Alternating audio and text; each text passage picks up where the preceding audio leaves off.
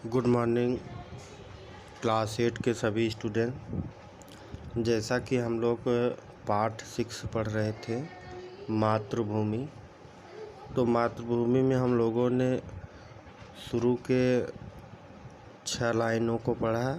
आज फिर से जो है दूसरे भावों को समझते हैं, 6 लाइन को पढ़ते हैं और फिर उसका भावार्थ समझते हैं।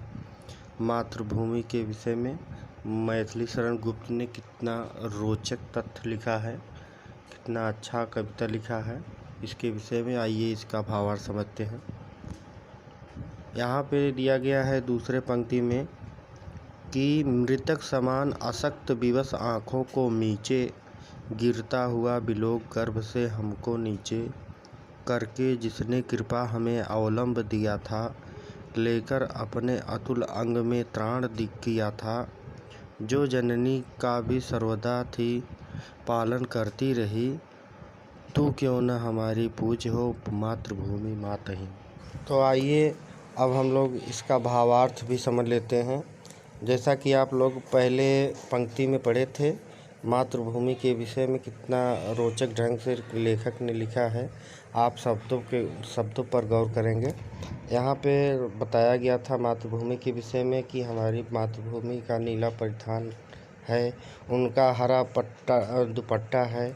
इस तरह से कई जो है विशेषताएं मातृभूमि के विषय में पहले पंक्ति में हम लोग पढ़ चुके हैं 6 लाइन में।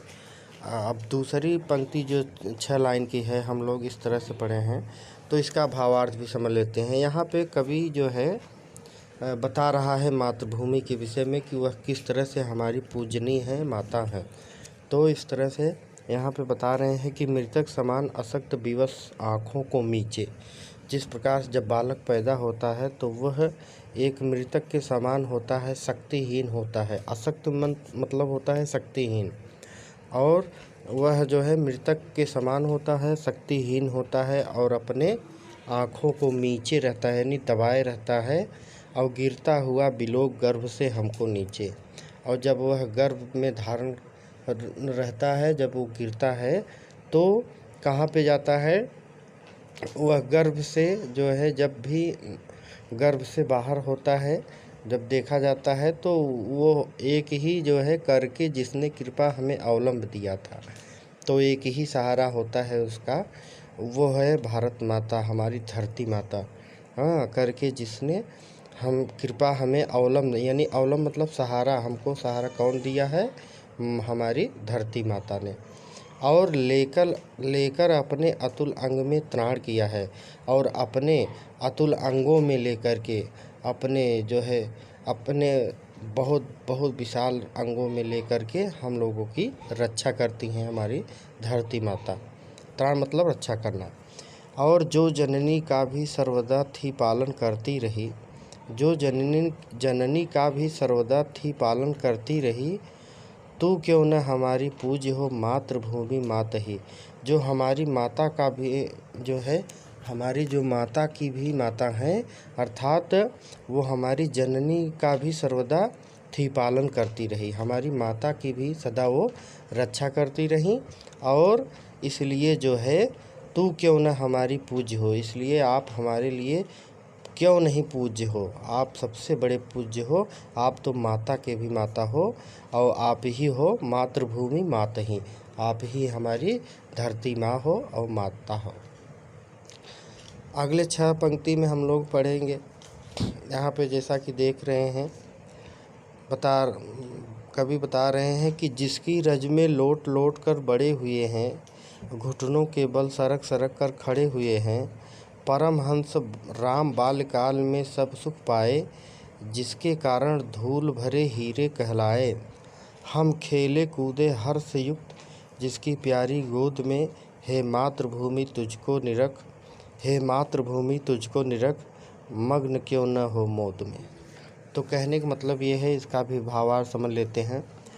यहाँ पे फिर कवि बता रहे हैं कि जिसकी रज में लोट लोट कर बड़े हुए हैं, अर्थात हे धरती माता, तुम्हारे इस रज में, तुम्हारे इस कण में, तुम्हारे इस धूल में हम लोग क्या हुए हैं, लोट लोट कर बड़े हुए हैं।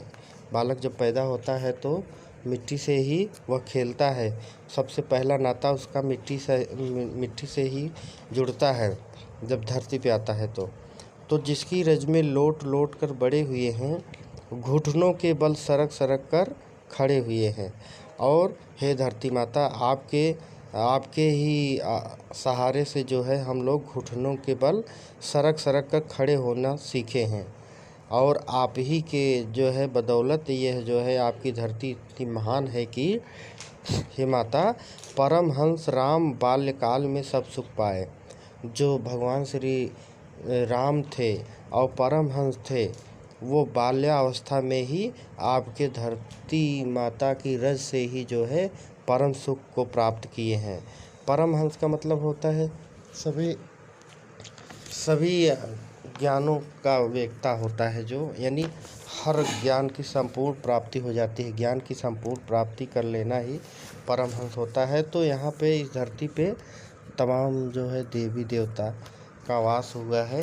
देवता भी जन्म लिए हैं, राम कृष्ण बलराम, तो परमहंस इत्यादि जो है ये सब आपके ही धरती से सुख प्राप्त किए हैं। और आगे बता रहे हैं, जिसके कारण धूल भरे हीरे कहलाए।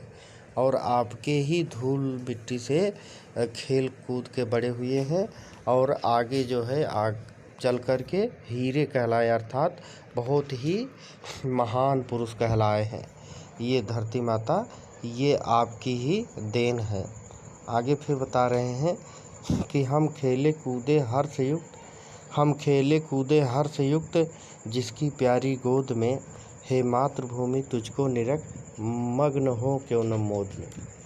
तो कहने का मतलब, हम जो खेले कूदे हैं, हर्ष प्रशंसित हुए हैं, हम लोग प्रसन्नता से झूमे हैं, खेले हैं आपकी प्यारी गोद में, यानी धरती माता की गोद में हम लोग खेले कूदे हैं।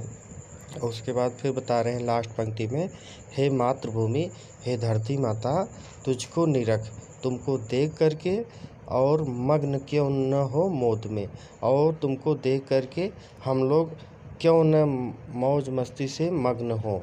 मोद मतलब मौज मस्ती से क्यों न मग्न हो रहे हम लोग। इसलिए हे धरती माता, तुम बहुत ही महान हो। आगे जो है अगला 6 पंक्ति हम अगले पैराग्राफ पे है, हम अगले वीडियो में भेज देंगे। आज के लिए इतना ही वीडियो। Okay, thanks.